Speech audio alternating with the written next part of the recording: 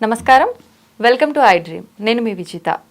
ప్రస్తుతం మనతో పాటు ఉన్నారు ప్రముఖ ఆధ్యాత్మికవేత్త, శ్రీ విద్యా ఉపాసకులు, ఎంతో మందికి మంత్రోపదేశం చేసిన గురువుగారు శ్రీ గురు కరుణామయ్య గారు మనతో పాటు ఉన్నారు. ఇప్పుడు గురుగారితో మాట్లాడి మన సందేహాలన్నింటినీ నివృత్తి చేసుకుందాం. నమస్కారం గురుగారు. శ్రీమాత్రే నమః.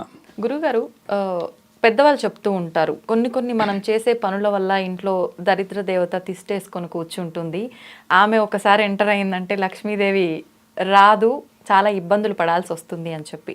నిజంగా ఇంట్లో దరిద్ర దేవత ఉంది అంటే మనకు సంకేతాల రూపంలో తెలియచేస్తుందని కూడా చెప్తుంటారు గురుగారు.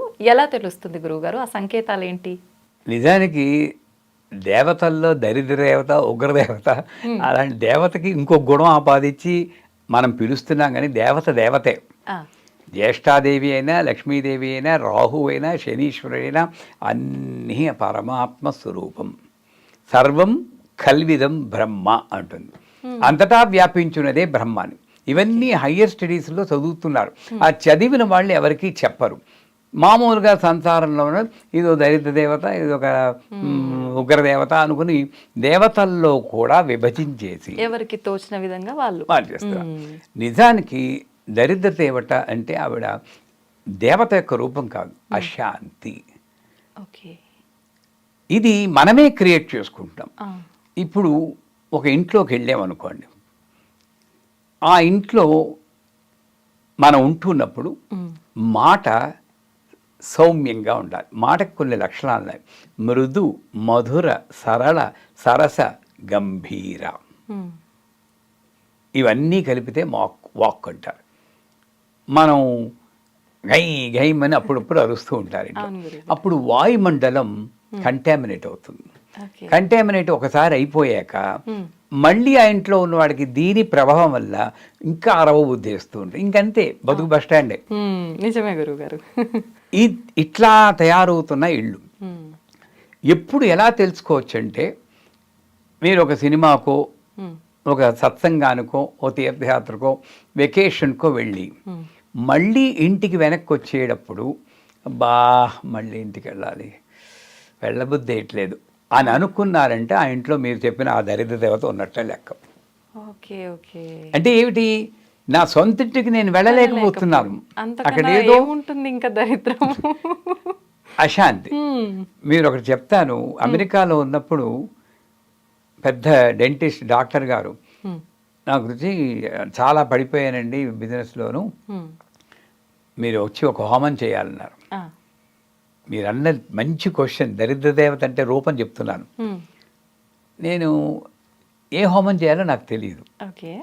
వెళ్ళాను. అక్కడ ఎక్కడి బట్టలు అక్కడే, తువ్వాళ్ళు కుర్చీల మీద, ఏళ్లలో గమనించుంటారు, విడిచేసిన బట్టలు కుర్చీల మీద అక్కడ వేళ్లాడుతూ ఉన్నవి.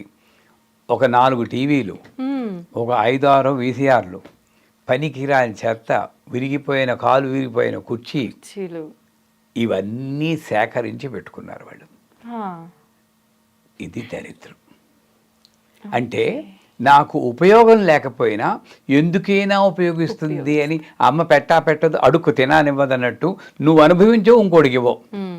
పోనీ భోగిమంటలోనే పారేసావా అంటే అమ్మో సెంటిమెంట్, మా తాతగారు ఆయన ఇచ్చారు, ఈ కాలు విరిగిన కూర్చుని నేను ఎలా పెట్టుకుంటాను, ఈ భావంతో నేను జంక్ చేర్చుకుంటున్నాను. నేను ఒకటే అన్నాను, అమ్మ నేను ఒక పని చెప్తాను, నెల రోజుల తర్వాత మళ్ళీ వస్తాను, నాకు ఇంట్లో ఒక వస్తువుకి ఒకటే ఉండాలి, టీవీ అంటే ఒకటే ఉంచండి, మిగతా అన్ని కొత్త వండి ఇచ్చేయండి ఇంకోటికి. ఎందుకంటే ఇనుము పర్టికులర్గా వస్తువు మీరు ఒక చోట పెట్టి దాన్ని 6 నెలల పాటు తొడకపోయినా, కదపకపోయినా, వాడకపోయినా అక్కడ ఈ దరిద్ర దేవత అనబడే, నేను చెప్పను, అలాంటి ఎనర్జీ వచ్చేస్తుంది. దాన్ని మీరు రాహు అని కూడా పిలుచుకోవచ్చు. దెబ్బలాట్లు వస్తాయి. ఏ ఇంట్లో అయినా సరే శుభ్రంగా ఉండాలి. సో నా ఇంట్లో దరిద్ర దేవత ఉంది అని ఎలా తెలుసుకుంటాను అంటే, అశుభ్రంగా ఉండి ఒక్క రూములో ఉండొచ్చమ్మా, నాకు డబ్బులే ఉండక్కర్లేదు, ఆ ఒక్క రూముని ఒబ్బిడిగా పెట్టుకుని చక్కగా డెకరేట్ చేసుకున్న 3 మంది ఉంటారు. నీట్గా ఎక్కడ ఉన్న వస్తువుని అక్కడ పెట్టేస్తే అక్కడికి వెళ్ళగానే ఒక మనశ్శాంతి ఉంటుంది. దరిద్ర దేవత బయట లేదు, ఇక్కడ ఉంది. మన ఆలోచనలో మన ఆలోచనలో ఉంది. నేను శుభ్రంగా ఉండాలి. మీరు అనకూడదు కానీ చూసి వాళ్ళు నన్ను క్షమించాలి. ఇళ్లలోకి వెళ్ళినప్పుడు ఓ పాత లుంగి ఒకటి కట్టేసుకుంటాడు ఆ మహానుభావుడు, పైన చొక్కా వేసుకోడు, ఇక్కడ తువాల పడిపోతుంటుంది. ఎవరైనా కొత్త వాళ్ళు వచ్చినా బిడియము ఏమి ఉండదు. ఆ చూసి వాడికి వచ్చిన వాడికి కొంచెం ఇబ్బంది పడుతూ ఉంటాడు. ఆ వచ్చిన అతిథి దేవో భవ అంటున్నావు నువ్వు, ఆ అమ్మవారికి నేను ఇబ్బంది కలిగించాను కదా, అది దరిద్రం. ఈ మామూలుగా డ్రెస్ చేసుకోలేమా మనం? అవును, చేసుకోవచ్చు. ఆ అమంగళంగా నేను ఎందుకు ఉండాలి? అంచేత ఇంట్లో దరిద్ర దేవత ఉంది అని ఎలా తెలుసుకోవాలంటే, నెంబర్ 1, నాకు మనశ్శాంతి లేకుండా అయిన దానికి కాని దానికి దెబ్బలాడుకుంటున్నప్పుడు ఆ ఇంట్లో ఉంది. దరిద్ర దేవత అంటే డబ్బు మాత్రమే కాదు, డబ్బు ఎలాగైనా వస్తుంది. 10 రూపాయలు ఉన్న రిక్షావాడు కూడా తాగేసి శుభ్రంగా కాళ్ళు ముందు సీటు పెట్టుకుని ఇలా పడుకుంటాడు. అవును, లక్షలు ఉన్నవాడు కూడా కొట్టుకు చచ్చిపోతూ ఉంటాడు ఇంట్లో. నిజమే గురువు. ఎవడు దరిద్రదేవత ఉంది? వీడి దగ్గర, వాడి దగ్గర, డబ్బున్న వాళ్ళ దగ్గర. అవునా కదా? మరి దరిద్రదేవత అంటే ఏమిటి? డబ్బా కాదు, మనశ్శాంతి. అది నా చేతుల్లోనే ఉంది. దానికి మళ్ళీ దేవతను పూజించక్కర్లేదు. అడ్జస్ట్ అయిపోతూ దెబ్బలాట లేకుండా నేను ఉన్న వాళ్ళతో, భర్తతో అడ్జస్ట్ అవ్వాలి, భార్యతో అడ్జస్ట్ అవ్వాలి, పిల్లలతో అడ్జస్ట్ అవ్వాలి, అందరితోటి అడ్జస్ట్ అవ్వడానికే నేను పుట్టాను, మార్చడానికి కాదు. ఈ అడ్జస్ట్మెంట్ లేకపోతే మనశ్శాంతి పోదు, అప్పుడు దరిద్ర దేవత ఉన్నట్టే. ఇల్లు శుభ్రంగా లేకపోయినా, తీసిన వస్తువు తీసిన చోట పెట్టకపోయినా, ఏ వస్తువు ఎక్కడుండాలో అక్కడ ఉండాలి. అది లేకుండా వేరే చోట ఉన్నా, ఇందాక చెప్పినప్పుడు ఇనప వస్తువులు మన శుభ్రం చేయకుండా అట్లానే ఉంటాం.